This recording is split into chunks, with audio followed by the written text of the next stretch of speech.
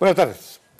Hoy presentamos al periodista Pedro Saldaña Ludeña. Él es periodista, es escultor y politólogo. Periodismo de investigación es su especialidad. Lo conocemos hace tiempo, hemos podido apreciar su desarrollo como persona, como periodista, y es un hombre que vale la pena preguntarle qué opina, qué dice, cómo es la situación actual, cómo la ve, sobre todo la juventud, ¿no? Acá tenemos dos libros que ha escrito, que vamos a hablar más tarde sobre ellos, son sobre nociones elementales para todo católico, aquí está. Y el otro es Conversaciones con Antauro Humala, Pedro Saldaña Ludeña. Muy bien, nos va a hablar sobre estos temas, sobre estos dos libros, y veremos pues cómo se desenvuelve y qué nos trae. Mi querido Pedro, ¿cómo estás? Muy buenas tardes, Enrique, amigos televidentes, bien, gracias y gracias por tu invitación. De acuerdo. Ahora te encuentro una forma nueva, en una, digamos, posición distinta. Tú siempre has sido más bien politólogo y has estado como periodista, pero ahora tienes además escultor y estos dos libros que son muy interesantes y que podríamos decirle a la gente de qué se tratan y qué cosa es. Las nociones elementales para todo católico. ¿Qué cosa es lo que acá enfrentas, ves y que le puede interesar a la gente? Claro, en el libro que a propósito, y lo digo sin ser pretencioso, en total son 7 libros de mi producción hasta ahorita, pero en este libro específicamente, que es Nociones Elementales para todo católico, lo que trato es, como católico, es de reafirmar los principios, reivindicar los principios tan dejados de lado de la Iglesia, principalmente por los jóvenes que se han ido en su gran mayoría por los caminos de las desviaciones de la cultura, pensando siempre en los criterios de un amor desfigurado y cosas por el estilo. Trato, en conclusión, reivindicar los valores de la Iglesia y que son, por lo tanto, los valores supremos que siempre deben de estar en la cresta de la ola para todos los que verdaderamente nos consideramos auténticos cristianos. Es un aporte mínimo, pero es un aporte al fin y al cabo de mi parte. Lógico, es un aporte, ¿no es cierto? Aquí, en Nociones Elementales, debe tratar muchos temas interesantísimos, porque estamos viendo que los evangelistas están ganando terreno. Por todos lados se abren, ¿no?, iglesias evangélicas, tienen plata de Estados Unidos, ¿no? Y bueno, los valores cristianos cada día se ven un poco más, digamos, constreñidos, ¿no? Están relativamente sujetos a una, digamos, feligresía compuesta por gente mayor. Los jóvenes están viendo distintamente la vida como la vemos nosotros. Entonces, esto tiene que ser un aporte indudable de primera línea para la juventud. Bueno, ¿esto dónde se vende? Bueno, precisar de una cuestión, si me permite, en todas las librerías están en principales de Lima, ¿no? Yeah.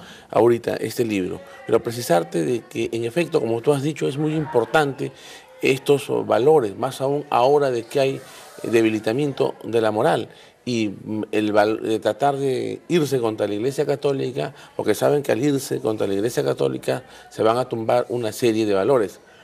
Específicamente, hoy vemos, por ejemplo, el penoso enfrentamiento que existe entre el cardenal y la autoridad máxima de nuestra Iglesia y el padre Gastón Garantea, que con sus opiniones, desafortunadamente, y él lo sabe muy bien, ha querido pisar callos, o ha pisado callos y ha querido causar escozor en muchos sectores de los que realmente seguimos al pie de la letra los principios católicos y las disposiciones de sus jerarquías, como corresponde.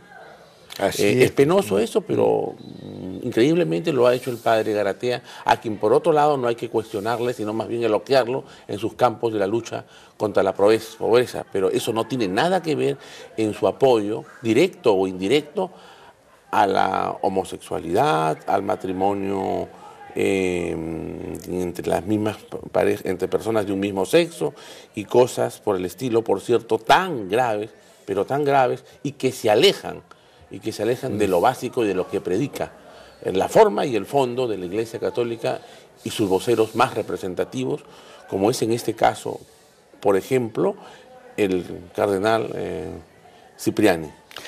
Hablando de eso, ¿cómo ves tú el problema de la Iglesia Católica con la Universidad Católica? Bueno, el problema es de que la impresión que yo tengo, porque no conozco a fondo el tema, es de que hay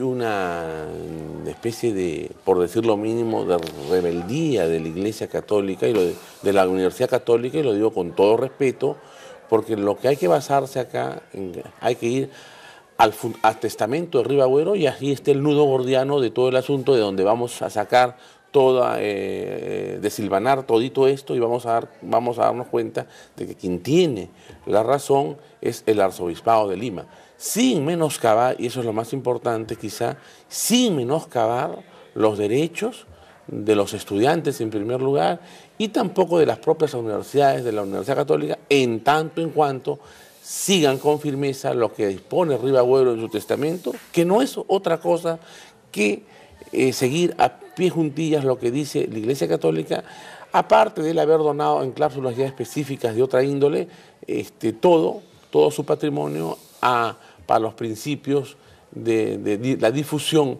para la difusión de los principios de la Iglesia Católica, y que lo haga la propia Iglesia Católica y no otro ente. Claro, pero también hay algo muy importante que no se puede dejar de lado. Ribagüero murió antes de que la Universidad Católica fuera pontificia, era simplemente Universidad Católica, nada más, y dejó todo. Después se convirtió en pontificia. Entonces, es como en el matrimonio, si tú te casas, lo que aportas al matrimonio es tuyo. Tu señora no tiene ninguna participación. Tu señora tiene participación en todo aquello en cuanto se haya adquirido durante el matrimonio. A la hora que te casaste, tú aportaste esto, eso es tuyo, ¿no? Y lo de ella es de ella. Entonces, eso es una cosa que se está discutiendo, ¿no?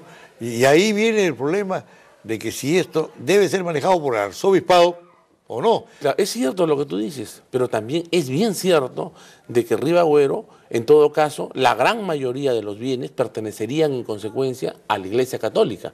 Lo demás no, pero de donde comienza todo, de donde se funda todo, de donde sale todo, es del principio de la riqueza de lo que deja Ribagüero como bienes, y después se desilvana en lo que es hasta ahora la Iglesia Católica, con todos sus accesorios, sus departamentos de posgrado y de otra índole, por supuesto, ¿no?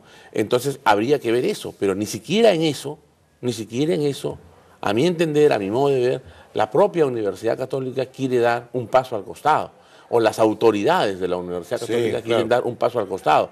Y entonces yo creo de que esto es una cuestión muy simple. Quien tiene dos dedos de frente o mira más allá de sus narices, en cualquier tribunal, en última instancia, va a tener que fallar en la mayor parte, dándole la razón a la Iglesia Católica.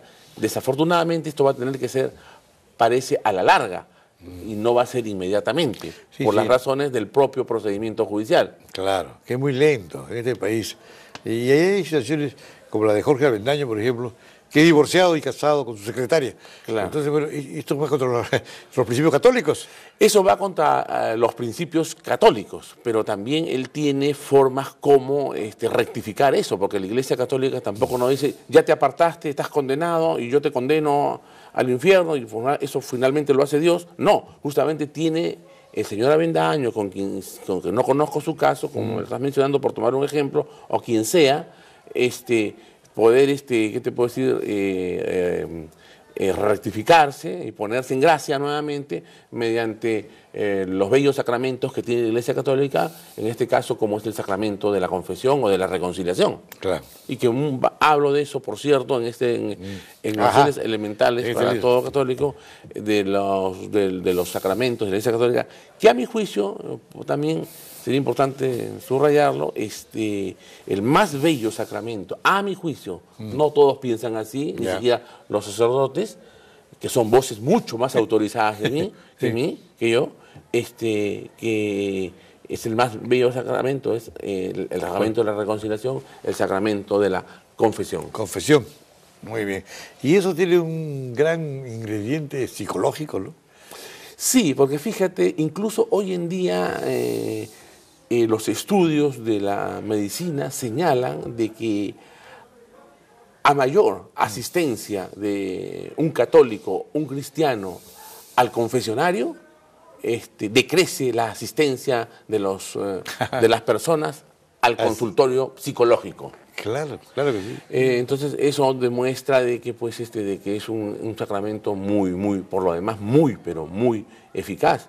Y hemos visto también en muchas películas esto cómo se demuestra que al ver que los médicos no logran encontrar una solución, van inmediatamente donde los padres de la Iglesia Católica a buscar un remedio, una solución, una salida. Una salida, claro que sí. A los problemas que encuentran. Muy bien, eso es 51. Y el otro libro que lo tengo en manos es Conversaciones con Antauro Humala. Sí. ¿Qué te llevó a hacer este libro con Antauro? Sí. Comencemos por ahí. Sí, este libro, Enrique, libro en Conversaciones con Antauro Humala es la edición de bolsillo. Hay una primera edición, una segunda y una tercera edición. ¿Ah, sí? Ahora, este libro es un muy buen libro, no por mí tanto, sino por Antauro, claro está. Y es un libro que en este momento lo tienen más de 7 universidades americanas en sus bibliotecas, como son, por ejemplo, la Universidad de Yale, la Universidad de Austin, la Universidad de Brown, la Universidad de Stanford, la Universidad de Ontario, bueno, y otra serie de universidades más en Estados Unidos y en Europa. Está muy bien posesionada en la biblioteca latinoamericana de Madrid, ¿por qué lo consideran por ejemplo, como un libro de biblioteca de ellos? Exacto. Ahora yo,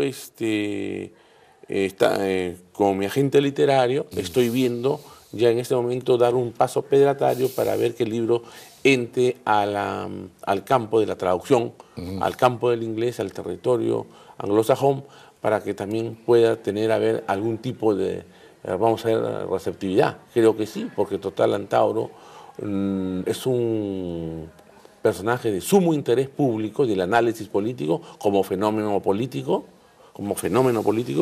¿no? Para poder hacer análisis y ver, y es el hermano, por último, del actual presidente de la República del Perú, ¿no? Personaje, por cierto, con quien yo no mantengo ningún tipo de afinidades ideológicas. ¿El actual presidente? No, con Antauro. Con el actual presidente es nacionalista y yo tengo también otras ideas, quizás podemos...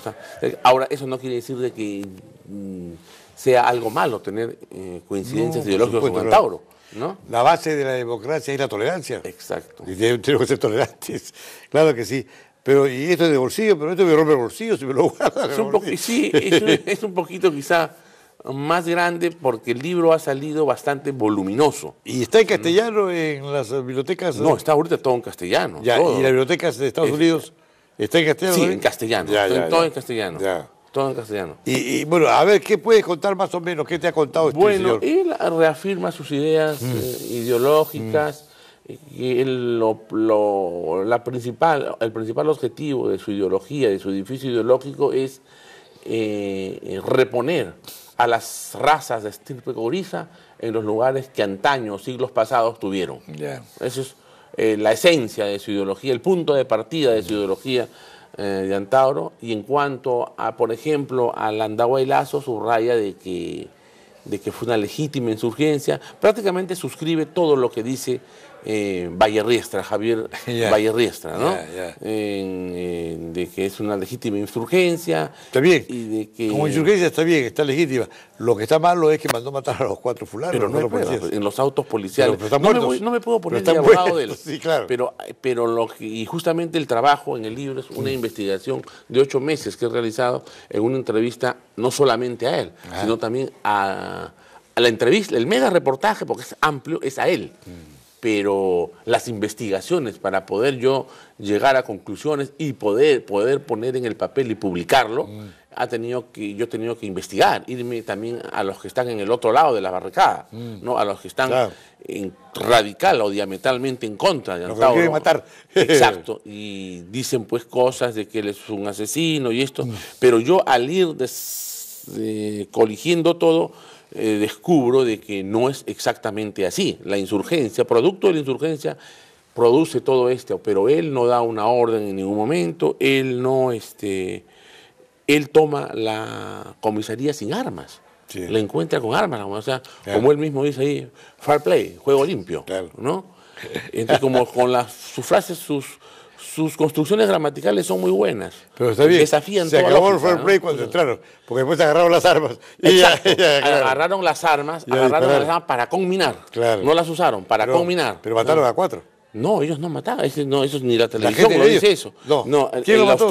Los tiros vienen, no se sabe, los tiros vienen del cielo. De los cerros, de los francotiradores. ¿Sí? Es más, en los autos judiciales, totalmente demostrado ya a estas alturas del trámite del cotejo judicial, se demuestra que el policía que se ve en la televisión que mata o remata, Ludeña remata al policía, esa bala se ha comprobado. Se ha comprobado en la última etapa, pero hace ya un buen tiempo, de que esa bala no entra en el cuerpo del policía, sino que rebota en el policía porque está con un chaleco antibalas. Entonces, ni siquiera esa bala, ni siquiera ese policía habrá tenido la intención, ese policía, que lo hizo por su cuenta, que no se consumó. No se consumó. No se consumó. No, hay una responsabilidad, a mi juicio, una responsabilidad que la hay, pero desde el punto de vista de la revuelta, no de otra cosa. Muy bien. Yo creo de que este libro es muy interesante para quien quiere conocer la verdadera historia de los acontecimientos en el Perú. Y este libro también no deja de tener bastante interés en los católicos que están viendo lo que sucede día a día y lo que pasa. Vamos a presentarlo al final de esto y además pasarlo también por la televisión. Y te felicito, pues, Pedro Saldaña, porque como investigador estás dando nota en 2 casos concretos y bastante, digamos, precisos, como es el de Antauro Humala, personaje al cual poca gente le ha dado interés, pocos escritores, pocos periodistas se han dedicado a él, y en cambio tú has tenido la paciencia de llegar a él, de tratar de encontrar una verdad que él la dice y nadie la cree. Claro, porque en el fondo los periodistas tenemos nosotros que, y los escritores tenemos que relatar la copia fiel de la realidad, tenemos un compromiso con la verdad. Eso nos puede traer muchos problemas, como de hecho a mí me lo ha traído. Me dicen muchas cosas por esto, me discriminan en muchos lugares. ¿Por querer encontrar la verdad?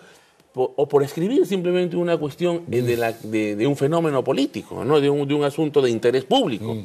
Pero lo cierto es de que este tipo de problemas que un escritor o un periodista tiene o carga son las cruces con las que un verdadero escritor o periodista tiene que cargar finalmente, ¿no? Y lo digo sin ninguna arrogancia, ¿no? Sin nada, porque no me considero nada especial.